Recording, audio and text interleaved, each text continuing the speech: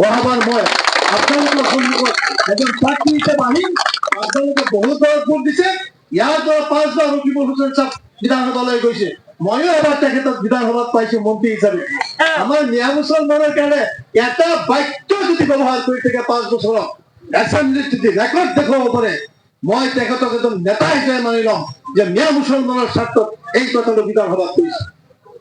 বৰঞ্চ মই তৰুণ গগৈ ডাঙৰীয়াক কৈছিলো, অধ্যক্ষ মহোদয়, এই বড়ো এমএলএ কেইটাৰ হাতত মুছলমানৰ তেজ আছে, এইকেইটাৰ হাতত মুছলমানৰ তেজ আছে, আৰু এইকেইটা আজি তৰুণ গগৈৰ লগত যদি গভৰ্ণমেণ্ট চলাই আছে।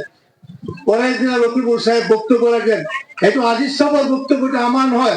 মই তোমার দলের এমএলএ নাছিলো, মোৰ দলেৰ নেতা আছিল, মোৰ দলেৰ নেতা আছিল কেশৱ মহন্ত, মোৰ দলেৰ নেতা আছিল আপনাৰ বৃন্দাবন গোস্বামী, মোৰ দলেৰ নেতা আছিল চন্দ্ৰমোহন পাটোয়াৰি বা বৃন্দাবন গোস্বামীয়ে প্ৰতিবাদ কৰা নাছিল এসেম্বলিত যে এইটো আজিজৰ কথা, আমাৰ দলেৰ কথা নহয়। কিন্তু অসম গণ পৰিষদৰ মই বিধায়ক আছিলো। মই ইউনিয়নৰ বিধায়ক নহয়, মই ইউনিয়নৰ বিধায়ক নাছিলো, মই কংগ্ৰেছৰ বিধায়ক নাছিলো, মই অসম গণ পৰিষদৰ বিধায়ক আছিলো।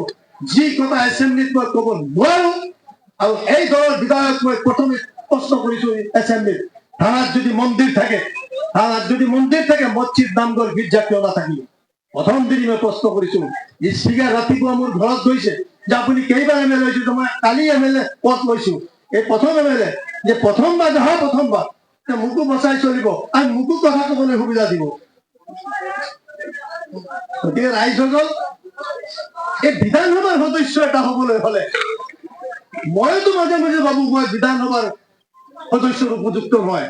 আইন কেনেকৈ বনাব লাগে, আইন কেনেকৈ প্ৰণয়ন কৰিব লাগে, আইনৰ সংশোধন কেনেকৈ আনিব লাগে, এছেম্বলিত বিল কেনেকৈ উত্থাপন কৰিব লাগে, বিল কেনেকৈ পাছ কৰিব লাগে, বিলৰ ওপৰত কেনেকৈ কথা ক'ব লাগে, এই বিলটো আমাৰ জাতিৰ পক্ষত নে বিপক্ষত আপুনি কওকচোন। যিকেইটা মানে হেৰি হৈছে, এই ৰকিবুল হুছেইনৰ পৰাই পাৰিবনে বিল উত্থাপন কৰিবৰ কাৰণে? পাৰিবনে 1 ঘণ্টা ইংৰাজী ক'ব পাৰে? পাৰিবনে 1 ঘণ্টা ইংৰাজী ক'ব পাৰে? পাৰিবনে উত্তৰ দিব পাৰিবনে? আজি কংগ্ৰেছৰ ভিতৰত এই সমষ্টিত ইমান উপযুক্ত মানুহ আছে, প্ৰফেচাৰ আছে, ইঞ্জিনিয়াৰ আছে, ডাক্তৰ আছে, বাদ দিয়ক মই অন্য দলত, মই এই উদ্যোগৰ মানুহ, মোতকৈ বহুত যোগ্যতাপন্ন মানুহ কংগ্ৰেছত আছে নে নাই কওক? চামাগুৰি সমষ্টিত আজি ডক্তৰ, ইঞ্জিনিয়াৰ, কিমান উপযুক্ত মানুহ প্ৰফেচাৰ আছে। ওই লখিমপুৰৰ নিচিনা মানুহক, ওই উমুকৰ নিচিনা মানুহক, ওই আপোনাৰ ডক্তৰ আৰিফৰ নিচিনা মানুহক, এইবিলাক মানুহ উপযুক্ত থকা মানুহ এইবিলাকে টিকেট পাব বুলি ভাবিছে?